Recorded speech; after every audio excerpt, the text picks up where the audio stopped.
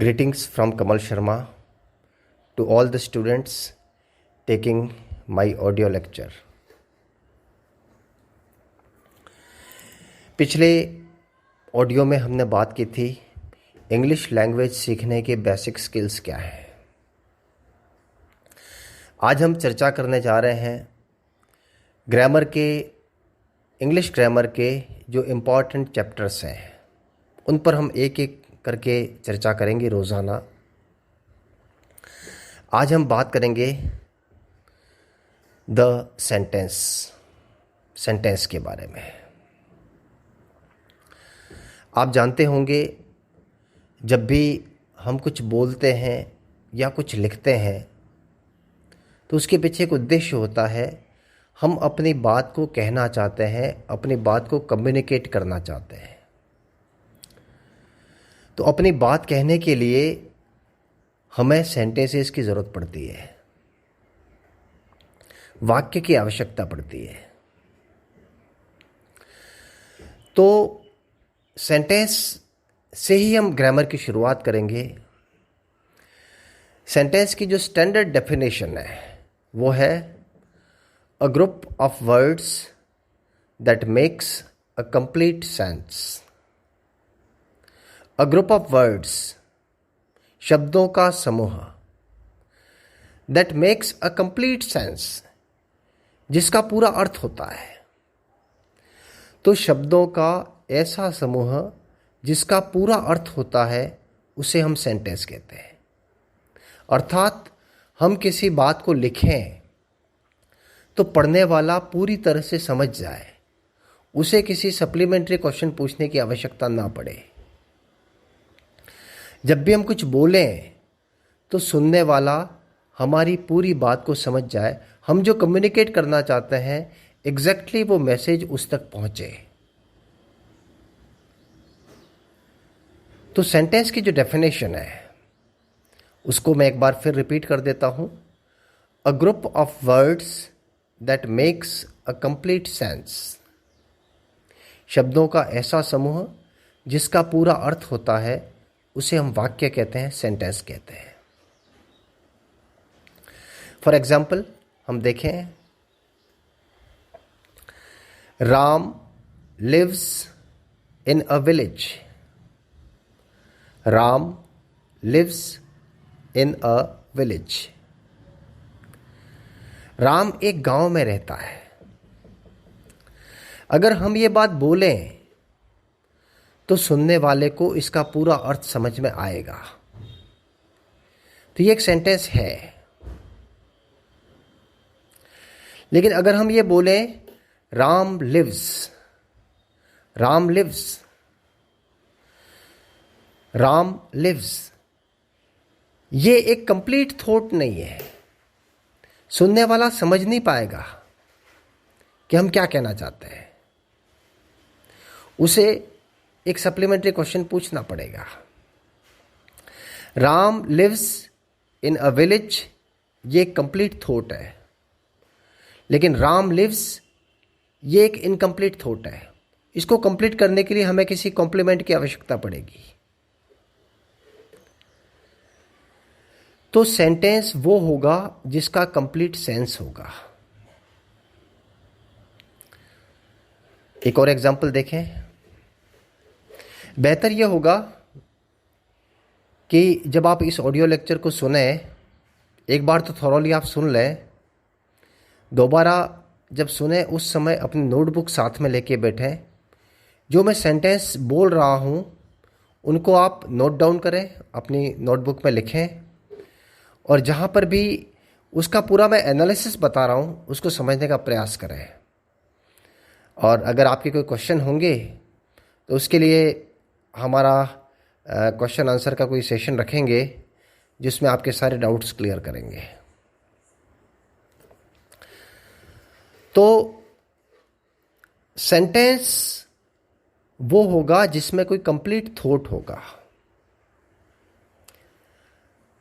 एक और सेंटेंस लिखें। When I was young, when I was young, अब ये कंप्लीट थॉट है या नहीं? जब हम बोलेंगे व्हेन आई वॉज यंग, जब मैं छोटा था, व्हेन आई वॉज यंग, जब मैं छोटा था, अगर ये बात बोली जाए तो सुनने वाले को शायद ये समझ में नहीं आएगा आप एक इनकम्प्लीट मैसेज दे रहे हैं। अगर मैं ये बोलूं I ran fast when I was young, I ran fast when I was young, जब मैं छोटा था तो तेज भागता था, ये कंप्लीट थॉट है। लेकिन अगर आप सिर्फ इतना बोलेंगे व्हेन आई वॉज यंग तो बात समझ में नहीं आएगी। जब मैं छोटा था तो अगला आपसे सवाल करेगा कि क्या हुआ जब आप छोटे थे।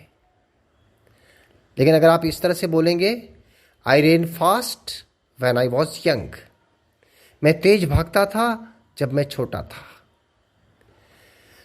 तो सेंटेंस में कंप्लीट थॉट का होना बहुत जरूरी है।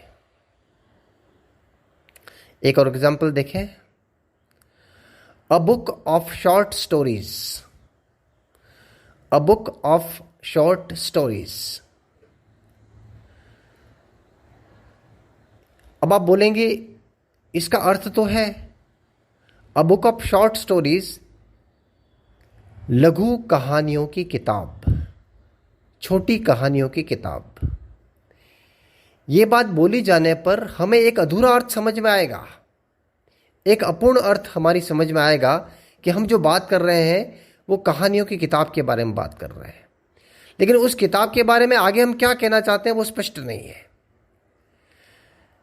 अ बुक ऑफ शॉर्ट स्टोरीज, इसका अर्थ तो है, ऐसा लगता है कि ये किसी सेंटेंस का हिस्सा है, ये पूरा फ्रेज किसी सेंटेंस का हिस्सा है, लेकिन अपने आप में ये सेंटेंस नहीं है क्योंकि इसका कंप्लीट सेंस नहीं है। अगर हम इसको इस तरह से बोलें, I purchased a book of short stories, मैंने शॉर्ट स्टोरीज की एक किताब खरीदी। I purchased a book of short stories, ये कंप्लीट थॉट है, ये सेंटेंस कहा जाएगा।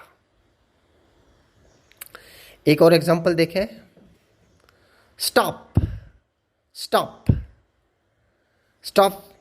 अगर इतना बोलेंगे आप तो सुनने वाले को बात समझ में आएगी।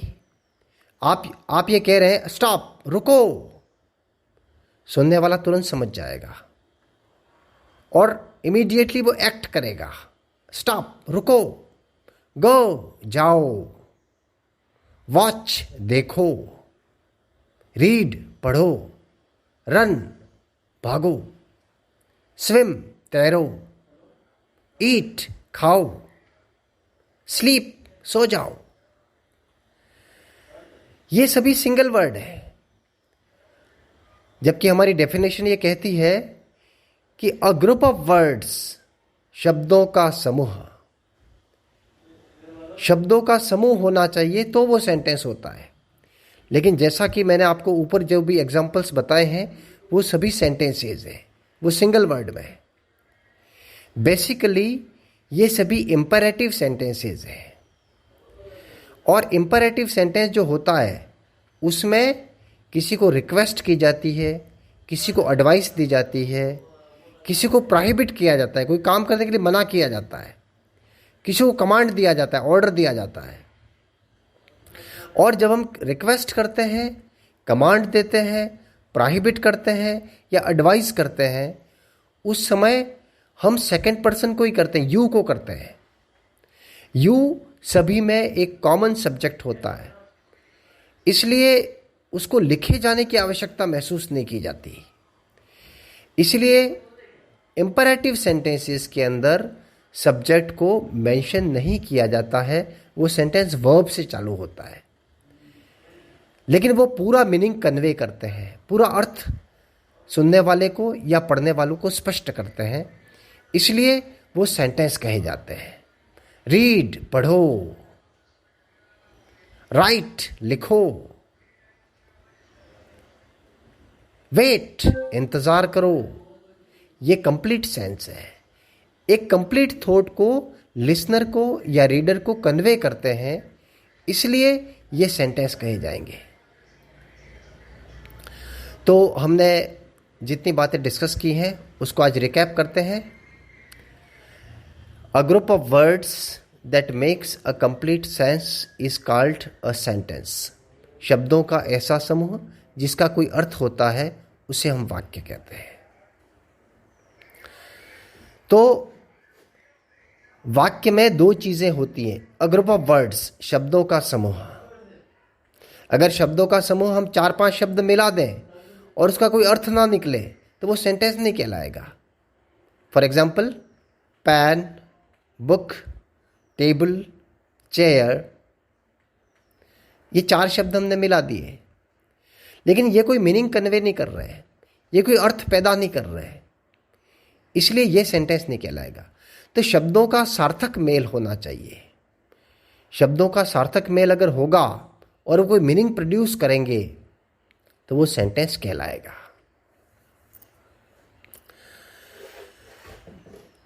अब आगे हम बात करते हैं सेंटेंस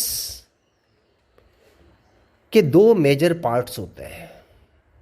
कोई भी सेंटेंस, इंग्लिश लैंग्वेज में कोई भी सेंटेंस होगा, उसके 2 मेजर पार्ट्स हैं। एक तो होता है सब्जेक्ट और दूसरा होता है प्रेडिकेट। सब्जेक्ट किसी सेंटेंस का वो पार्ट है जिसके बारे में बात की जाती है। सब्जेक्ट किसी सेंटेंस का वो हिस्सा है जिसके बारे में कुछ कहा जाता है, और प्रेडिकेट किसी सेंटेंस का वो हिस्सा है जो सब्जेक्ट के बारे में कुछ कहता है। तो किसी भी सेंटेंस के ये 2 मेजर पार्ट्स हैं। इसको थोड़ा एग्जाम्पल के जरिए हम समझने का प्रयास करें। देखें, Hari is an intelligent boy. Hari is an intelligent boy. Harish एक होशियार लड़का है।